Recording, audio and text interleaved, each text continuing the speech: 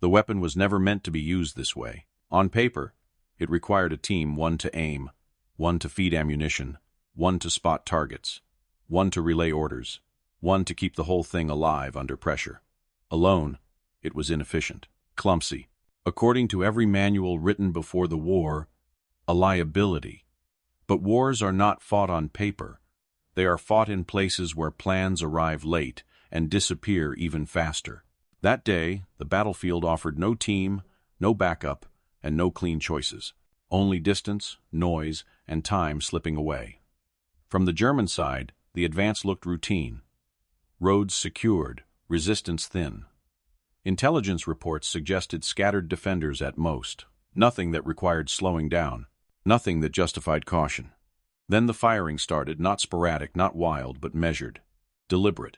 Shots landing where columns bunched, where movement mattered most. Vehicles paused. Infantry spread out. Commanders asked the wrong question first. How many are we facing? Because when a weapon designed for many speaks with discipline, it does not sound like one man. It sounds like preparation. It sounds like coordination. It sounds like a defensive line that should not exist. Minutes passed. The advance lost its rhythm.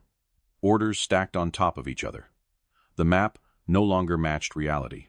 And in war, when momentum breaks, doubt moves in immediately. This is the part people misunderstand. The damage was not in the casualties. It was in the hesitation.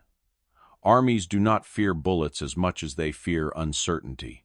A single unknown can slow thousands, because every decision now carries the risk of being wrong.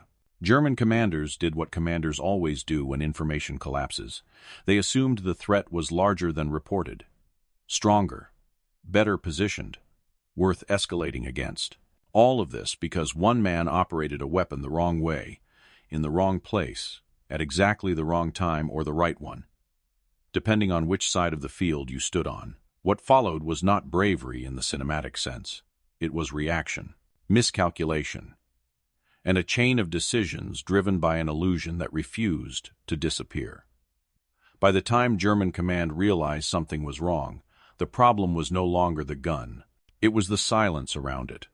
No clear front line, no visible flanks, just pressure appearing where it should not exist. Patrols pushed forward and pulled back just as quickly. Each report contradicted the last. One squad claimed heavy resistance, another swore they saw no one at all. The battlefield began to fracture into fragments of partial truth. This is where escalation begins, not with anger, but with caution disguised as strength. When commanders lack clarity, they do not gamble on restraint. They gamble on force. Additional units were brought up, not to attack, but to confirm, to see what they were really facing. But confirmation never came, because the illusion held. The gun fired, paused, fired again. Always enough, never too much. Enough to suggest control, enough to suggest discipline, enough to suggest that somewhere nearby, more men were waiting. From the American side, there was no grand plan unfolding, no coordinated defense, just one position that could not afford to be abandoned. Every pause risked discovery. Every movement risked exposure. The weapon overheated. Ammunition ran low. Fatigue set in. But stopping was not an option. In war, momentum works both ways. Lose it, and you invite the enemy closer. Maintain it, and you force them to second-guess every step forward. German officers now faced a dilemma they could not see clearly enough to solve. Advance blindly and risk walking into a prepared kill zone, or slow down and bleed time they could not afford to lose. Neither choice felt safe. That hesitation, measured in minutes, not hours, was enough to harden the illusion into belief. This was no lone defender. This was a position, and positions, once assumed real, demand to be neutralized. So the decision was made to bring in something heavier, not because it was confirmed necessary, but because uncertainty had crossed a threshold. When war stops trusting its own intelligence, it reaches for armor. Steel. Firepower that does not need answers, only targets. The battlefield, once shaped by a single man and a single weapon, was about to change scale entirely. And this is where the story stops being about skill, or courage, or improvisation. It becomes about how modern war reacts when perception overrides reality, and why the most dangerous force on any battlefield is not firepower, but a false assumption left unchallenged. When the armor finally moved forward, the battlefield did not suddenly become louder. It became heavier. The sound changed first engines, replacing gunfire as the dominant presence. A low mechanical growl that pressed into the ground and carried through the air long before anything came into view. For the men advancing with it, the tanks were reassurance. For the commanders behind the lines, they were insurance. And for the lone position that had triggered this response, they were confirmation that the illusion had reached its peak. This is where popular memory often distorts events. People imagine a confrontation, a last stand, a single man facing steel. That is not how modern war usually resolves its mistakes. The moment the tanks arrived, the outcome had already been decided not tactically, but psychologically. Armor does not exist to solve small problems. It exists to erase uncertainty, and uncertainty was the real enemy here. From the German perspective, the logic was sound. Their advance had lost coherence. Reports conflicted. Movement had slowed. Time was being consumed without visible progress. In such conditions, doctrine does not ask what exactly is happening. It asks, what is the safest way to restore momentum? Tanks answered that question. They could absorb fire, impose control, and force clarity onto a confused situation. Whether the threat was real or imagined mattered less than the fact that it had disrupted the plan. But the arrival of armor also revealed something else, something commanders rarely admit in reports. It revealed that the battlefield had been misread from the beginning. The threat was not strong enough to justify such a response, but it had been convincing enough to demand one. That distinction matters. In war, overreaction is often treated as caution.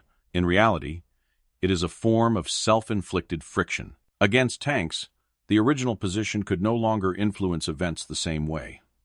The gun that had shaped decisions now lost its leverage, not because it had failed, but because its purpose had already been fulfilled. The delay had been achieved, the advance had been broken, routes had been adjusted, supporting units had been tied down. Time, the most valuable resource on any battlefield, had been taken from one side and handed to the other. This is the part that resists simple storytelling. There was no climactic exchange that determined victory or defeat. No decisive shot. No moment where history paused to mark a turning point. Instead, there was withdrawal, repositioning, and survival. Quiet decisions made under pressure to avoid becoming the very target that the escalation now demanded. The illusion could not be sustained forever. And once heavy forces are committed, remaining in place becomes less an act of defiance and more an invitation to be erased. What followed unfolded slowly, almost invisibly. German units resumed movement, but not with the same confidence. Timetables were revised. Assumptions were questioned. Coordination lagged. The advance continued, but it no longer flowed. Every delay ripples outward in war. Fuel schedules slip. Artillery windows close. Opportunities vanish. What had been expected to take hours began to take days. None of this appears dramatic in isolation. It does not lend itself to heroic narration. Yet this is precisely how campaigns are shaped, not by spectacular moments, but by accumulated hesitation, by plans that arrive intact and leave damaged, by commanders forced to react not to what is, but to what they believe might be. From the American side, there was no celebration, no sense of triumph. The position had not been held in the traditional sense. There was no ground gained, no flag raised, but the objective had never been territorial. It had been temporal, to slow, to disrupt, to impose cost without offering a clear target in return. In that sense, the outcome was already locked in long before the armor appeared. This is where doctrine struggles to catch up with reality. Manuals are written to eliminate uncertainty. They assume clear fronts, identifiable threats, and predictable responses. What happened here existed between those categories. One man, using a system incorrectly, created an effect the system was never designed to produce, not destruction, but distortion. He distorted the enemy's understanding of the battlefield, and once that understanding broke, everything built on top of it weakened. Importantly, no official lesson was drawn. There was no after-action report declaring that weapons designed for teams should now be used alone. Militaries do not institutionalize exceptions. They tolerate them quietly and then return to procedure. The rules remained intact, the manuals unchanged. On paper, nothing had been learned. But war does not learn on paper.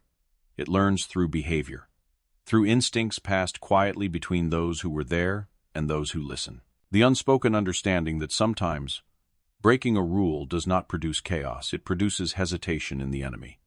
And hesitation, in modern war, can be as decisive as firepower. The Germans would later record the delay as a minor disruption. The Americans would barely record it at all. No monument marks the location. No doctrine cites the incident. Yet its logic appears again and again throughout the 20th century. Small actions producing oversized reactions. Perception driving escalation. Force committed not to defeat an enemy, but to restore confidence. This is the uncomfortable truth at the center of the story. The most powerful weapon on that battlefield was not the gun, and it was not the tank. It was belief. The belief that a position existed. The belief that resistance was organized. The belief that advancing carried unacceptable risk. Once those beliefs took hold, reality struggled to correct them in time, and that is why this story matters. Not because one man stopped an army, but because an army stopped itself long enough for the course of events to shift. In war, outcomes are often decided not by who fires the most, but by who forces the other side to question what they think they know. Machines move when orders are clear. They slow when doubt enters the chain. Long after the engines moved on and the maps were redrawn, what remained was not a tale of heroism, but a lesson few like to acknowledge. War is not defeated only by strength. It is disrupted by uncertainty. And sometimes, the smallest action, taken at the wrong time by the wrong person, can bend the behavior of forces far larger than itself. That is not a rule. It is an exception. And exceptions, when they appear in war, are often the most dangerous things on the battlefield.